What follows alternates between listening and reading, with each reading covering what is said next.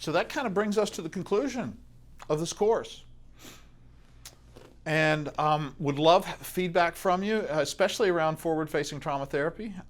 Would love to hear about how that, good or bad, just honest, is what I would ask you to share with me about your experiences with implementing it. I want to remind everyone of where we've come.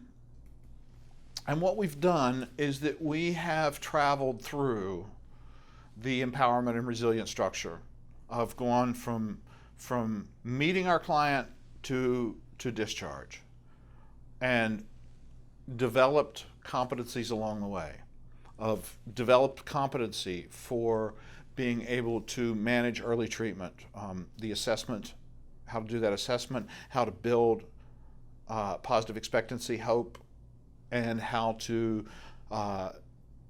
begin and sustain and enhance therapeutic relationship using feedback-informed therapy. Double your outcomes. You've learned a whole lot of stuff for psychoeducation, part of treatment, of helping your clients to be able to change their perceptions of themselves to more ergonomic and self-compassionate instead of judgmental and harsh and critical. And you've learned about the autonomic nervous system and how to regulate that autonomic nervous system and how to help other people understand and regulate their autonomic nervous systems. And then a bunch of intermediate skills for being able to transition into the memory processing for those that have criterion B symptoms. And for those that have criterion B symptoms, intrusion symptoms, then we've done a sampling of lots of different ways that you can decide where you want to go with your continued professional development. And if you don't want to do any of those, you learned a nice protocol for being able to help integrate and desensitize your clients' trauma memories. And then finally, we've learned about how to catalyze adult development, moral development, in a process that is forward-facing, how to treat trauma looking forward instead of treating trauma looking backwards.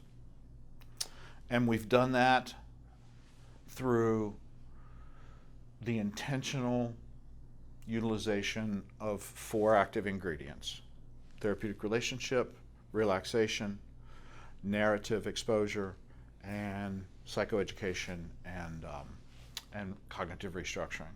I think it's been a pretty good course. And I'll zip through these.